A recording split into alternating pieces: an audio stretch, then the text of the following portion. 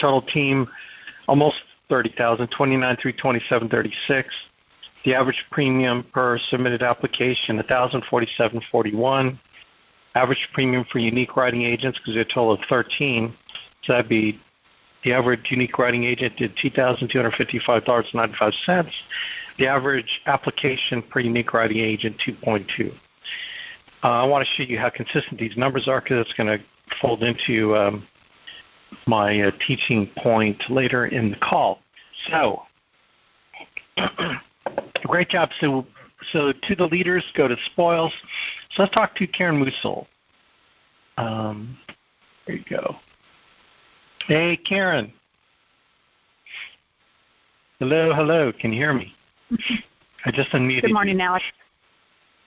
Hey, all right. So great week. We're talking this week, and you seem to be on a roll with booking appointments.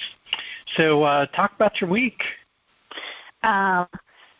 Enjoyed my day out yesterday and was able to write 5 life apps with 3 appointments that I sat down on, and then also was able to get another annuity completed in order to have a big number come through this week. Wow. Well, how much was the annuity? This annuity was for $120,000. Awesome, $120,000. Good job. What did you write? This was F&G Income and Wealth Builder 7.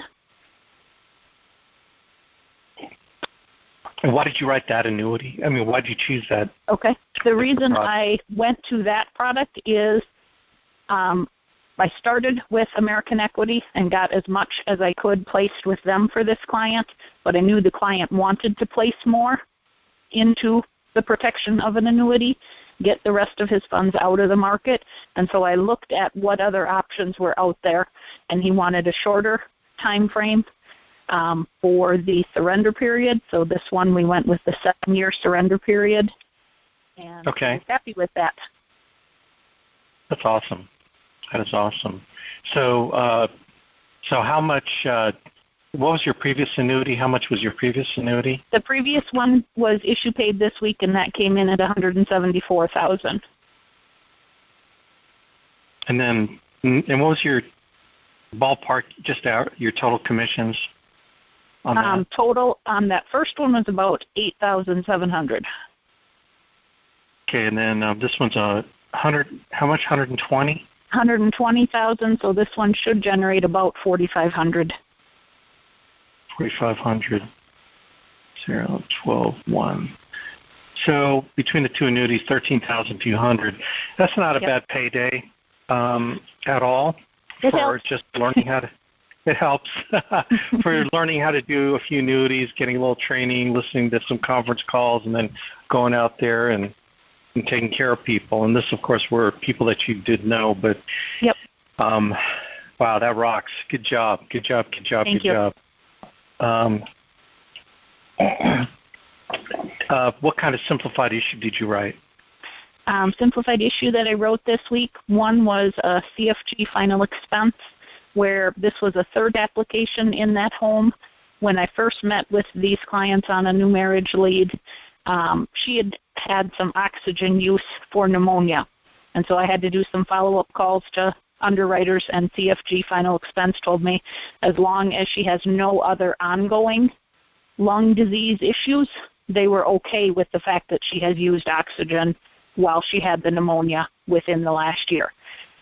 So I made note of the underwriter I spoke to, and when I went out to meet with them yesterday, again, I was able to get that application done for her, and then also met with another new marriage lead with a couple that stood me up, a week and a half ago on our appointment, but I called them up again. I had left a note on the door when they weren't there the night that they had told me they would be, and called them up again and just said, we need to reschedule, and got out there and met with them. Great young couple, 2 little kids, and we did Forrester's Strong Foundation for both of them. And then 3rd appointment that I wrote yesterday was a couple on a protection lead, and I was almost 40 minutes late to that appointment, and all I did was say, traffic was crazy, I'm so sorry, and we jumped right into it, and they're like, yep, I know, traffic is crazy. And wrote a CFG term on her and Transamerica final expense on him because he is disabled, and so the term products wouldn't work for him, but he was beyond happy that I could even write him anything because they're kind of seeing some friends and people just saying, oh, well, what comes, comes, and they don't want to approach life that way. They have a 14-year-old son, and they want to know they're doing what's right for him should something happen to either of them. And he said he had been calling around to a number of companies, and as soon as he said he was on Social Security disability, they're like, we don't have anything. We don't have anything. And I'm like, we have options. So. Good job. That's awesome. So ballpark your numbers, like how many dials, how many appointments did you book, how many did you sit on, how many did you close? Okay. Just roughly. All right. I dialed 130, and I have my activity book here. I contacted 25 and set 10, and I sat on 4. I mean, I had 2 no-shows. You booked 10? Yesterday. Okay, yep, so you booked 10, and you sat 4. Yep, and I have 4 yet to sit. Oh, 4 more, and then 4 yep. more, and 2 no-shows yesterday. Yep. Okay. All right, we can call them me-shows. And 130 dials. How long did it take you to dial for those appointments? I probably spent, I would say, about 4 hours dialing over the week. I did a little bit Saturday, I did a good chunk on Sunday, and I did 2 small chunks on Monday. And then it was just a few dials here, a few dials there. Wow. And what is your lead mix every week? I am getting 10 A-leads, and if there are DLPAs, I get those as well. But I'm also, I don't give up on the lead just because it's not this week's lead. Yeah, you've got an inventory that you're dialing. Right. Yep. I am going back through. And, my dial number was higher this week because it was some of my older stuff. That it's like, I should really follow up with some of these people that weren't ready at the time I first talked to them and just see if it's going to be a better option to get this done now type of thing. It doesn't hurt to give them another call and just see. So I know that was some of my higher dials to sets. And how about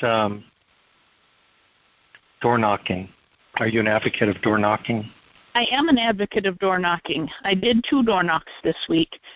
Didn't meet with clients on either of those, but if you don't door knock, you will never get those clients that won't pick up the phone. So whether it's the much older client or the much younger client,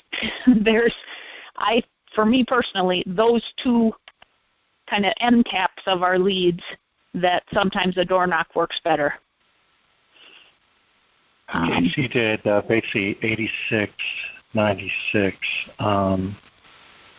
What do you find that your placement rate is? Is it better than 75%, 80%? If you had to guesstimate. I believe it's right around the 80%. Okay, and your commission rate is 75. I'm at 75. Okay, so let's do 70 as an average commission rate based on final expense, and because final expense is 10% lower than the mortgage term. Okay, so if we took 75% placement and 70% commission rate, you're looking at $4,869.76 commission on top of you're getting paid $8,700 just on that annuity from last month. Mm-hmm. So that's probably not a bad week. I think that'll probably pay some bills, buy some groceries, create a living. Now, are you part-time or full-time? This is my full-time job. Full-time job. And so if you had to guesstimate how many hours did you spend this week in your business, ballpark, if you just look at the numbers that you did, 40, 50, 60 hours?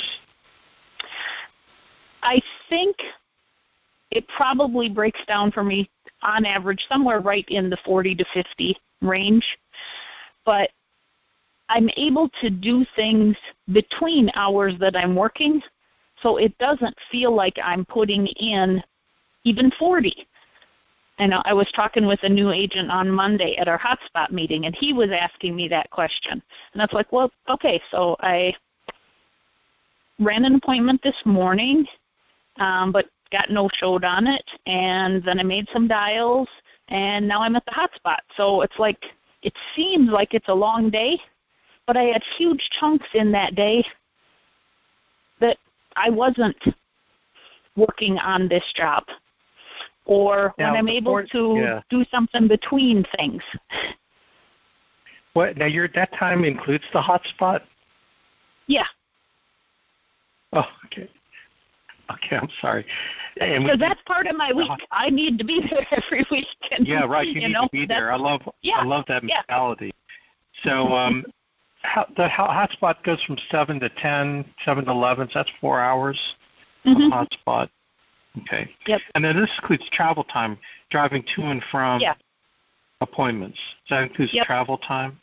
Okay, travel time. All right, cool. And like when you were working a job, did your job pay you for travel time? My job did not pay me for travel time. I was generally salaried in my positions. Oh, so you paid for commuting to work?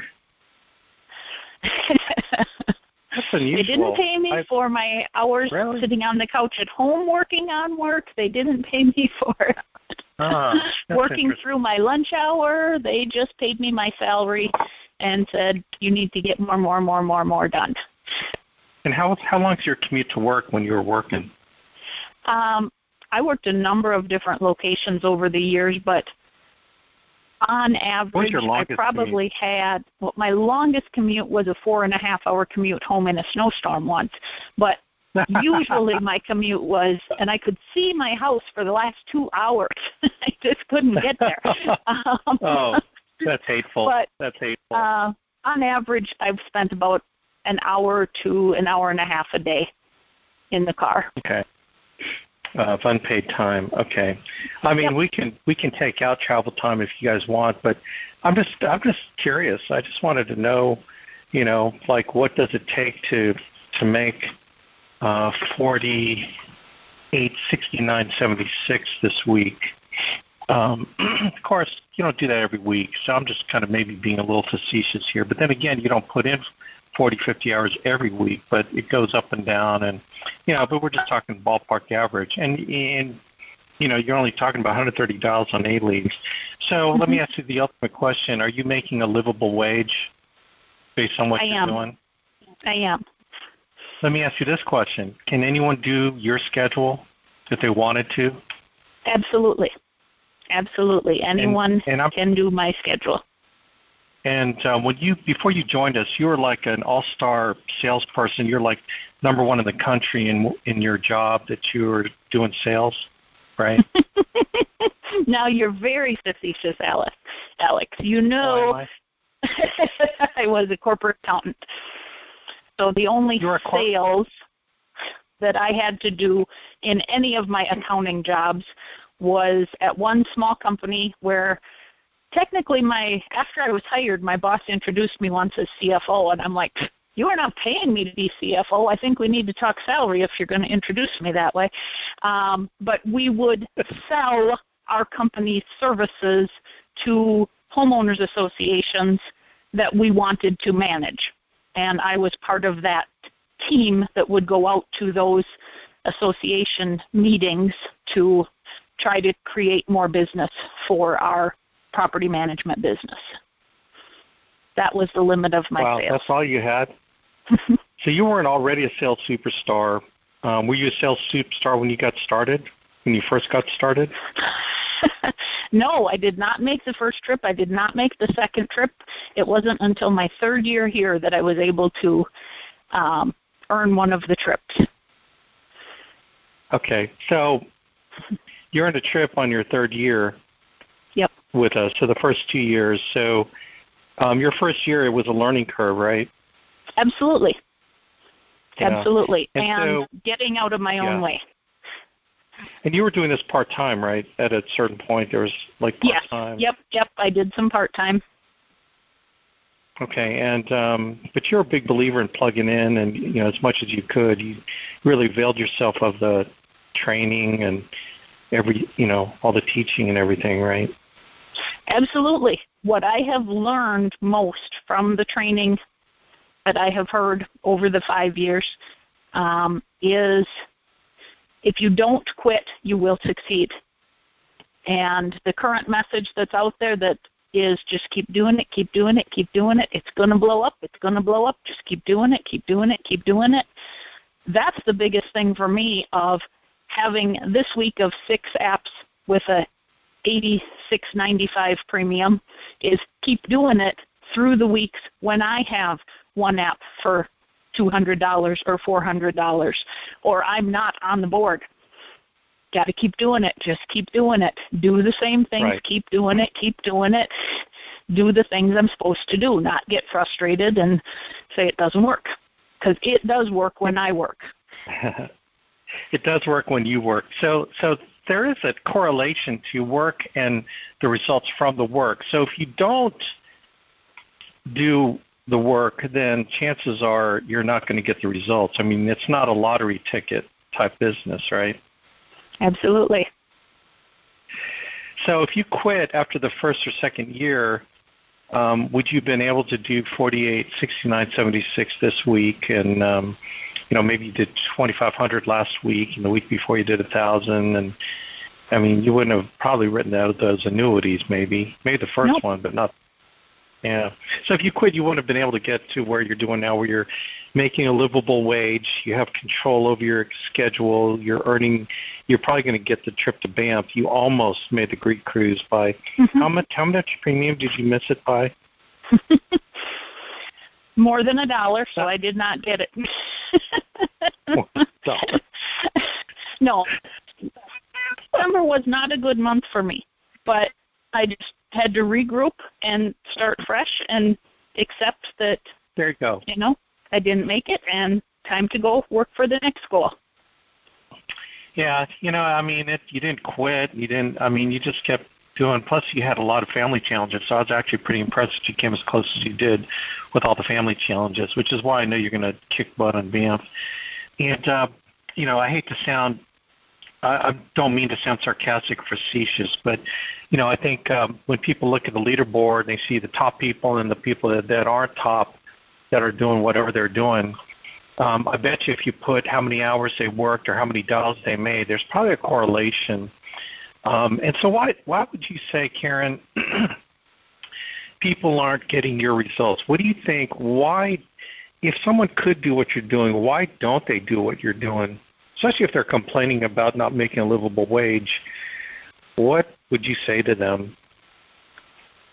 Use the entire ATM in every appointment. There is so much more income to be earned after the first application is written. And a lot of people consider the job done when they've gotten one application written. Yeah. So, and do you think how many dials that you're making has something to do with it? It does. I have to put in enough work to get enough appointments. I mean, like yesterday I had 6 appointments on my schedule, and the first lady, someone that was a Bam Fam appointment, but she needed to cancel her appointment because she has to go back to see her doctor, so we've got pending issues going on. We'll try to meet again next week instead.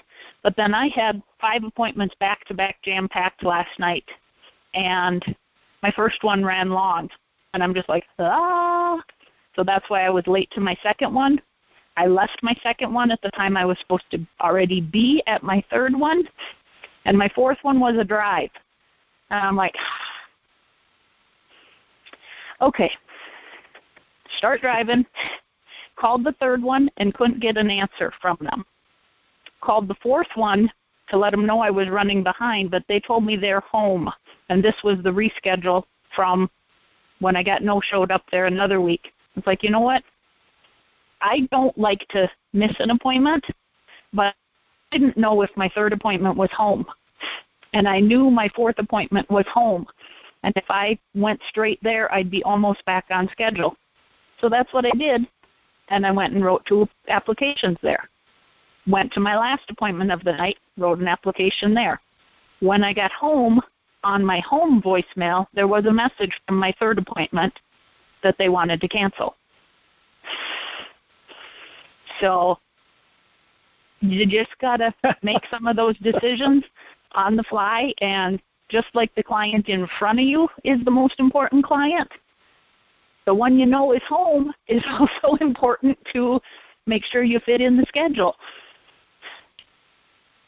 And did I ever like beat production out of you? Did I just kind of let you, like that's why I don't think I'm much of a leader, because I don't do that.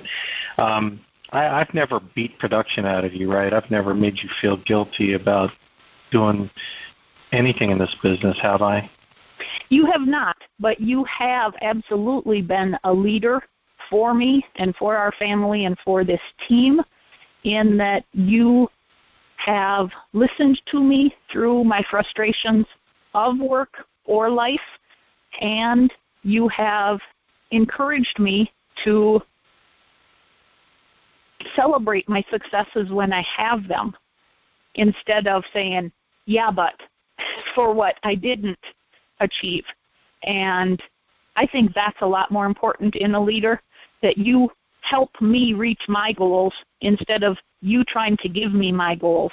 And that's something that, as I'm really trying to keep building a team here, and with Bob and Elisha on the leaderboard this week, I am so proud, and I know Austin is just getting started with his lead orders, and I'm excited for these guys, and I am trying to do what you have done for me in helping them reach their goals. And I appreciate what you said. I'm humbled that you say those things, and, I just kind of do my thing, and really. So let me ask you this. We hope the best for your people. We have Elisha on the leaderboard and Bob on the leaderboard, and you've got some other people getting started. If they don't do what you're doing, they don't decide not to, they want to make your money, but they don't do the work to make your money. Do you necessarily feel guilty that you didn't do enough for them to be successful?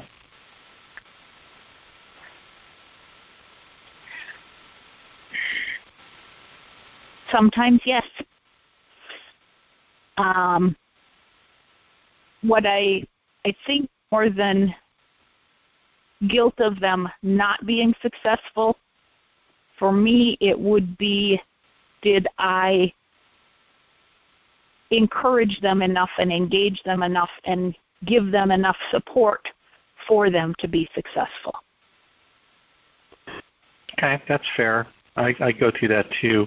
But can you make them pick up the phone, Karen? Can you make them have your schedule? Can you make them door knock if they don't want to do it or don't do it? Can you make them do what you're doing? Absolutely not. Absolutely not. And that's what I tell every new person I talk to when I talk about this business is, I'm not going to make you do anything. No one here will make you do anything. You need to be willing to be your toughest boss you've ever had, because you have to be the one to make you do it. Yeah, it's kind of interesting business, isn't it? From my perspective, when I look at these numbers. Average premium per app submitted 1,000. Average premium per unique writing agent 22.55. Average application per unique writing agent. These numbers are consistent, and they are more consistent when you look at my entire hierarchy of 190, almost 200 unique writing agents in my hierarchy. These numbers become even more steady and predictable every month. That's one thing. Because I've done this for 15 years and I see the percentages of people do whatever they do, I can predict my leaderboard. I know exactly what the leaderboard's going to be. I just don't know what names are going to be next to the numbers. I don't know what names, but I know there will be names. There are going to be people at the top and people at the bottom and people in the middle. And even though people shuffle between up and down, I know how many at the end of the month are going to be at 20,000 and above. I know exactly how many within 1% standard deviation. So if you nerdy statistics people understand what that means, it's actually less than 1% standard deviation. I know exactly how many people are going to be doing, especially the people that do below 5,000 at the end of the month. It's going to be about 72% of all the unique writing agents in a month will do below 5,000.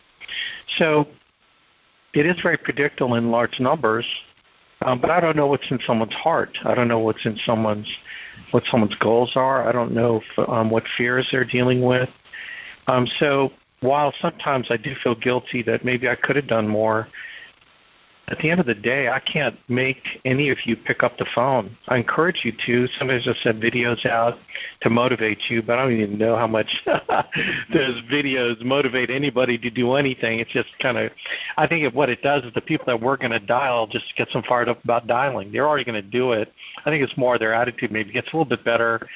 And again, I think that sometimes we put too much stock in our influence on our teams. Although it's great to be a leader, I don't ever overestimate my influence on you guys, because the motivation has to come from inside you. I can't force you to get on these calls. I can't force you to do anything. All I could do is just offer the opportunity, and then I'm a phone call away if you need me, and then it's up to you to decide to access it. So I think that's sort of the nature. I think, gang, more people don't do stuff than they do stuff. How many people can guess that there's probably more failed realtors out there than successful ones? Anybody? Is that a concept? There's probably more failed people than successful people. There's 3, what is it with statistics? Only 1% make over 100,000 a year, or is it 3%? Why is it only 3% make over 100,000 a year, and everyone makes below that? Does it mean that the people below that are bad? No. Does it mean that the people that do 100,000 a year are income, does it make them good? No. It's just what it is. Like Jesus said, the poor you'll have with you always. Well, why is that? Why do we always have to have poor people? I don't know. I can't answer those questions. All I know is if I hire people and they bring them in and then they do what they do, they do what they do. I don't take that much stock in my leadership ability to lead a group to do something more than what they're willing to do. I don't have that energy to be on you as a boss, because that's a job thing. This is 100% commission thing. So by necessity, as a builder and recruiter, I really can't take responsibility for failure, for people's failure. I can't. There's only so much I can take responsibility for, but I can't force you to pick up the phone. I can't force you to order leads. I can't force you to do anything. So I think expectations is the most important thing to manage, but your own expectations on yourself is the most important thing to manage. Maybe it comes down to what you're willing to do. I don't know if this makes any sense to y'all, but anyway, I wanted to thanks, Karen, for that. You rock, and I'm proud of you. And let's get to David Mays. Mr. Mays, let's unmute you. Dave, you had a large application. I am curious. What is that? What is that app for 4,600? You know what? I'm not even sure. I went down, sat down with the gentleman. And he had no idea why I was there. but I found out that his dad passed away back in March, and he inherited $30,000 from an annuity, and he had $15,000 in old retirement money. But he didn't want to go into another annuity. He wanted to have access to the money. So I wrote him a Smart UL, and we're putting the $30,000 he inherited into the Smart UL. Oh, my gosh. That's good stuff, dude. That's good stuff. That was smart. Smart UL. I love Smart UL, man. And that's Simplified Issue Smart UL? Yes. Yeah, he just wanted access to the money should he need it, even though he's not going to take it out. He's actually building for retirement. That's good stuff, man. And you're and he didn't know why you were there. No. I got there. I started talking to him. He says, "Oh, my God, I didn't know that's what this was, but I got some issues, and here's what's going on." And I says, "Oh, we can help you with that." So I actually had to set a second appointment with him while he gathered all his paperwork. And went out a week later and wrote it. That's good stuff, dude. That is good stuff. Good job, bro.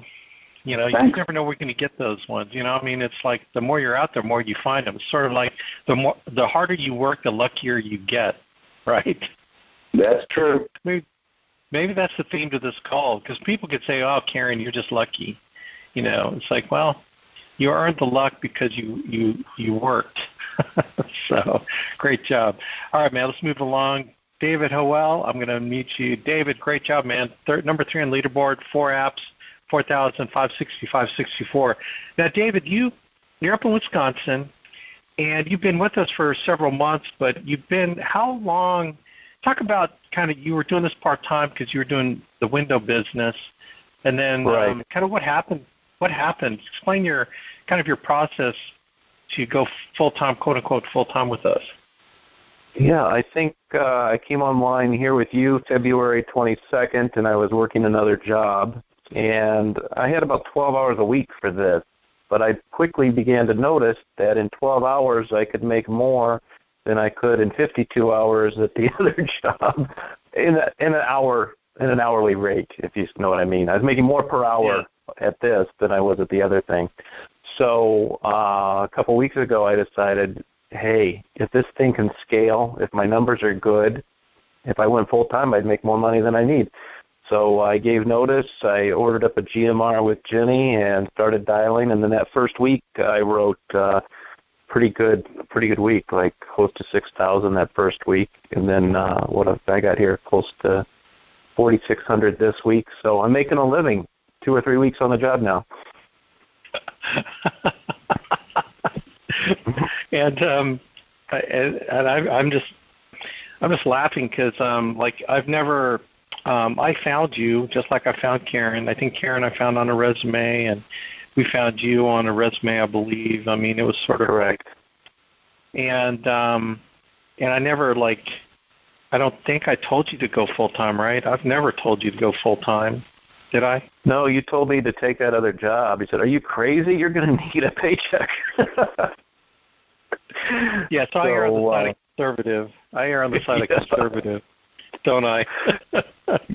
So that's what I did, and, I was able to weigh the two, and, I was able to convince myself. I thought, hey, here's this paycheck, but it comes at a price. I'm at the beck and call of other people, and if I was making my own schedule, I could probably make more money. So, Alex, you just gave me the opportunity to weigh it and decide for myself, and I was convinced.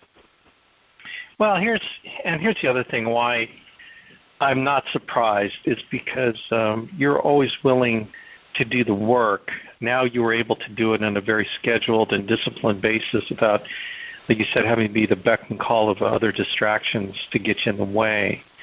Mm-hmm. And your attitude has always been like the most excellent attitude. I love your attitude. Just kind of, you're so laid back but so intense at doing the work, but you're so laid back at the same time. That's why I maybe was not surprised.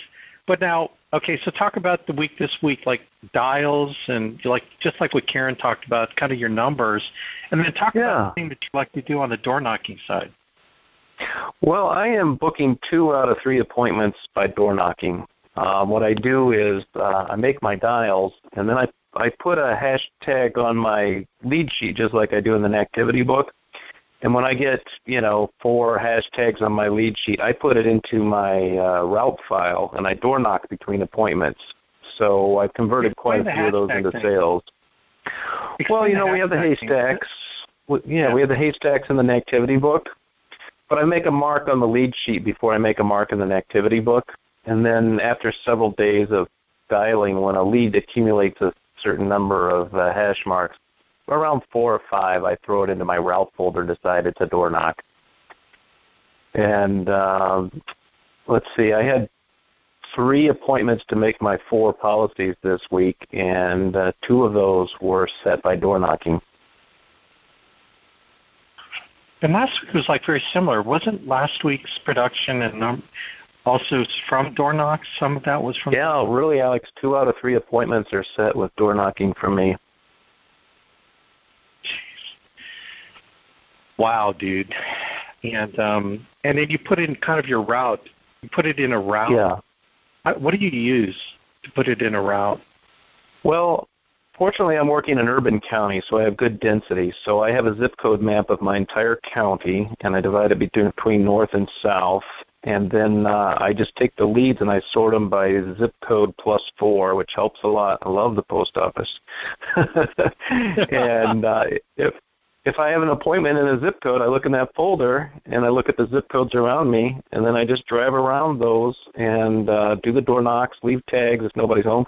And, when I say door knock, I may not even speak to people, but those door knocks generate a callback, and I set the appointment on the callback. So I either speak to somebody or leave a door tag, and then my time's used up, and I zip over to another appointment. I get done with the appointment, and then I look at the zip codes around me and door knock in that area again, because being as early in this game as I am, my appointment density is not that high, so I have a lot of time to, knock between my appointments.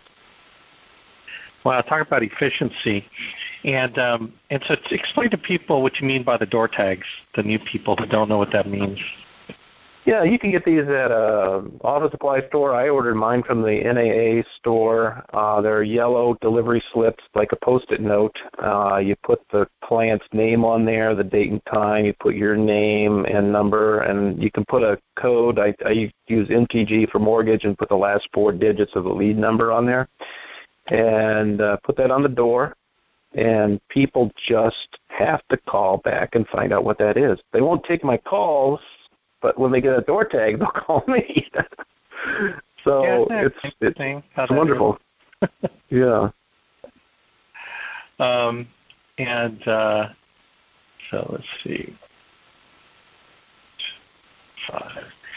Okay, so so if I just kind of guesstimated your placement rate and commission rate, which you're at right now, between the last couple of weeks, you made about $4,000 in commissions, just ballparking it. And so in 2 weeks to make around $4,000 doing what you're doing, do you think that's a livable wage for you? Alex, that'll pay my bills and take care of my family, make sure my son is fed and educated and happy, and so it's onward and upward from here. And as you start moving up and earning commission rate increases, if you were at Karen's commission rate, then that would be like $5,600. That'd be $1,600 more. Which it's sort of the gift that keeps on giving. You keep doing the work, you're going to get paid more for the same amount of work you're doing, to the point where if you're at an average 80% contract rate, that's $6,400 for 2 weeks. So the livable wage starts going up because you're going to be consistent, which I know I think you're a creature of habit, and I believe that you're I see your path because I already know people like you in the business that do what you're doing end up being easily $20,000 to producers a month issue paid, and easily in the $150,000 range, easily. Like I'm saying easily, without any freaking out moments, I mean, it's, it's predictable to me when I find someone like you. I mean, so do I feel like, here's the thing, gang, I guess the point is I won't take a whole bunch of credit for David's success, nor do I take a whole lot of guilt for people's failure, because David is free to do what he's doing, as Karen is, as any of you. But people that do more tend to make more, and people that do less tend to make less. The reasons for why people do more or less tends to be based on belief and work. And a lot of people wait till their belief level is high to do the work and make the money, which doesn't work like that. They wait till their attitude's good. Your attitude will never get good unless you work, so it's the opposite. You have to do the work to create the attitude. You can't wait till you're fired up to do the business. It's easy to say, well, it's easy for you guys to do it because you're making money. It's like, gang, these people made zero when they first started. So they had to develop that attitude and belief by doing the work. So, and here's the other thing, gang. So the naysayers that talk about, well, you can't make money doing that business, it's like, well, how dare you say that to the people that are putting the work in? Like, the reason why it's hard is because we make a lot of money. If it wasn't hard, then we wouldn't make a lot of money. Karen would get $8 an hour if it was easy. That's why there are jobs out there will guarantee you $8 an hour if you just show up and don't make people mad, right? So by definition, because of the kind of income we can make here, it's supposed to be hard. It's like baseball, the league of their own, There's no crying in baseball. It's just how it is. Anyway, this has been really kind of a conference call of expectations, and so I kind of did this thing. I'm going to kind of extend this, just the numbers that we're talking about here. So I'm going to be kind of crazy, and I'm going to show you. Okay, so I'm going to be on the board, and I'm going to show you something I kind of worked up. Getting back to the expectation thing, what to expect. If you expect to work, then you can expect to get paid if you expect to work, and vice versa. The opposite remains true. But, okay, so let's say you have 40 hours. Okay, 40 hours. And this is where I kind of find that a lot of people, if you look at your calendars and the number of appointments you're doing, you're not working full-time. A lot of people think they're full-time because this is the only thing you're doing. Just because this is the only thing you're doing to earn money does not mean you're full-time. Okay, does everyone understand that? Just because this is the only thing you're doing for money does not mean you're full-time. And so by work-a-day working man standards, full-time is considered 40 hours a week, okay? Now, there are a lot of people that dispute that because they're working full-time 60 hours a week, but let's take 40 hours a week. So let's break down what that 40 hours could mean here if you were working 40 hours a week. So I just did some rough numbers. Your mileage may vary. But let's say it took you 16 hours to book 16 appointments. Now, I know Karen talked about booking how many she did in 3 hours. So let's take it took you 1 hour to book one appointment, and you just pounded the phone. So you booked 16 appointments. Out of 16 appointments on a 75% show rate, you sit down with 12 folks, and so you sit down with 12 people. So out of 12 sits, multiplied by 1.5 hours, I'm going to say that you spent an hour and a half with each person. Okay, I know some people are an hour, some people are an hour and a half, some people are even more, but let's just base it on that many. So you do 1.5 hours, that's 18 hours sitting in running appointments, okay? And so out of 6 sits, you close half. So you close 6 homes closed. Now out of 6 times $1,000 average per home, premium per home. So that's a total of $6,000 premium. Okay, so at a $6,000 premium, you'll get about, based on a 75% issue pay rate, $4,500 get issue paid, and so that'll turn into the average commission rate. Let's take 55%. I did 55%, but that's $2,475 commish in a week. All right, so you got, so how many hours is this? 6 plus 8 is 14. That's 34 hours. And then I'm going to add 6 hours travel time between appointments. That's 40 hours. Okay? This is based on a 55% commission rate. That's your first level commissions. So 40 hours. Okay, so that's a 40-hour week in our business. About $2,475 in commissions, but you got 16 appointments based on 16 hours. Karen did what? Karen, that was like, if I wrote down here, you booked 10 appointments in 4 hours, basically. So 10 appointments. So it took you 4 hours to book 10. So for you, it would have been 6 hours. So there you get 10 hours back if you did what Karen was doing. Maybe Karen's 1.5. Maybe its average is less than that. I don't know. But here's my point. My point is, if you did work 40 hours at a full-time job, just based on very conservative numbers here, and based on the numbers we experienced, 50% close rate, the average premium per home, issue paid $4,500 out of $6,000. That's a placement rate. All right. So my question is, are you working 40 hours? That's my question. Are you working 40 hours doing this business? How many hours are you working? Well, I don't know how hard you're working. How many dollars are you making?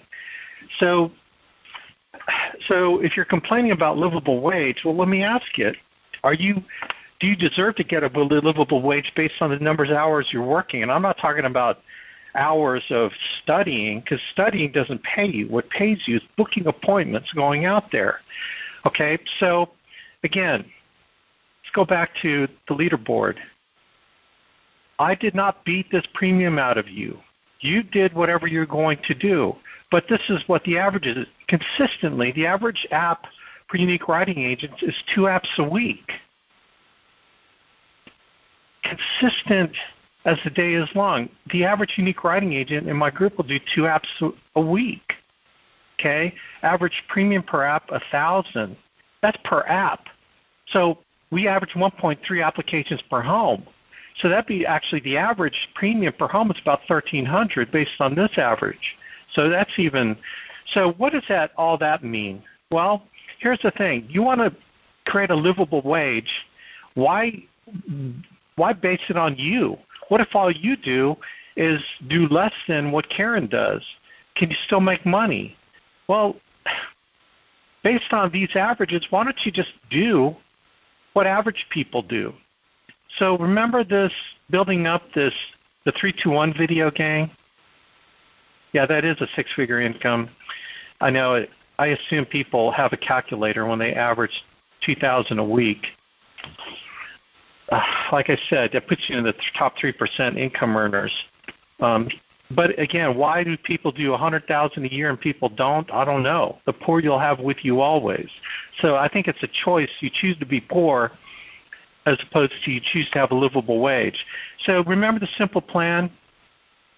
This is based on 1 application per week. So you do 1 app a week. I'm not even going at the average of 2.2 apps per unique writing agent. It's like you do 1 app a week. Can you do 1 app a week? So if you don't even do what Karen does, you do what 72% people do. Okay, so the 72%ers, you do 1 app a week, you're making $550 a week. You book 3, sit 2, close 1. You hire 1 other person, then you move up to the 60% level. They're making 55%. Now you're making $650 a week by hiring 1 person. $600 on your pen and 50% override. $50 override. You hire a second person. Now you move up to 65%, and these two people are 55%. Now you're making $850 a week because you're overriding them by 10%. You're making $200 in overrides and $650 in your own pen. And none of these people have done what the average is in my base shop, which is 2 per unique writing agent. So I'm even being very conservative. And then your people want to hire other people. They want to do what you're doing. So you teach your first guy how to get $850 a week because he hires 2 people, and none of them are superstars. We haven't hired a Karen Moosely yet or a David Howell yet. This person gets the 60% level, so they're making $650. You hire a couple more people that you just happen to run into that are looking for an opportunity. They're doing 1 app a week. And now your override on the first leg is $450 a week. On the second leg, it's $400 a week because you're at the 80% commission rate level. On legs 3 and 4, it's $250 a week. Now you're making $2150 a week. So you can either make $2150 a week in your own production if you're David and Karen and David Mays, some of these people. If you want to be that, you can do that.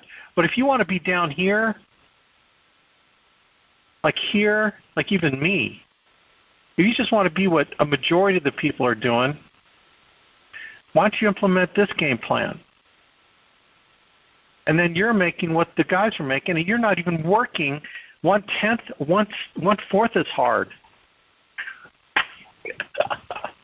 Because all these people are doing whatever they're going to do. But you know what? Statistically, out of all these people, you're going to get a David and a Karen that does more.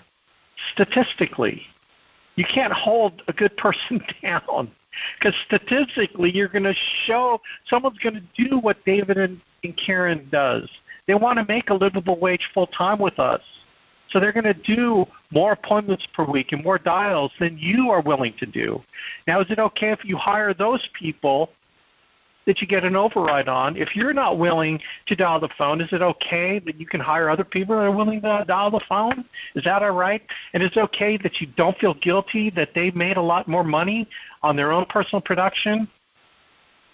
And will you feel guilty that you make as much as they do by working 1/4 as hard? Are you going to feel guilty because you don't work as hard as them, but you make as much money as them? I know, heavy sarcasm. Heavy sarcasm. I apologize for being sarcastic. I don't want to be sarcastic, but I don't know. The business just seems like it works if you just work it. And whether you're a producer or you're a builder, why wouldn't you want to find a David Howell? But you know what? Why wouldn't I want to find an Elisha? Why wouldn't I want to find a Deshaun? Why wouldn't I want to find an Ellery or Charlotte or Yuval? Why wouldn't I want to find me? And I'm not like a big producer every week, and I make a lot of money. So on my 1 app a week, I make over $500,000 a year. I'm sorry, I didn't mean to say it like that. I don't know if that sounded good. So I go out there, I write an app or 2 a week, and I make $500,000 a year. That's pretty good return on investment and time. But then again, I've been around 15 years, so I decided not to quit. I decided not to quit and stay in there long enough to find all of you. I stayed around long enough to find a Patrick Connors and a Mike and Noel Leventovich, and I just decided to be their friend. If you talk to them, they will tell you that I've never beat anything out of them. I just been an example. I've helped them when they called me. I've helped them run rates, and I've talked to them when they were down and feeling crappy when large groups left them. And I just encouraged them, and I just encourage them not to quit, because you got to stay in long enough for good things to happen. If you don't stay in long enough for good things to happen, then good things won't happen. I think our job as leaders is not so much to try to beat production out of you as much as try to be here to keep you in long enough for the next good thing to happen to you. I think that's our job. And to be nice and to pray for you when you don't even know we're praying for you, I think that's something special about that. So it's an opportunity to serve you in so many ways, and then we get the benefit because of serving, because there are benefits from serving others. Anyway, gang, I hope this helped you all, and appreciate you, appreciate everyone. Great job, Karen, David, and David. Maybe that's the thing. Maybe you need to change your name to David and Karen, and maybe you'll do better. Anyway, thank you guys for showing how it's done and how to make a livable wage in the insurance business. And but you know what? You can always do this part. All right, everybody.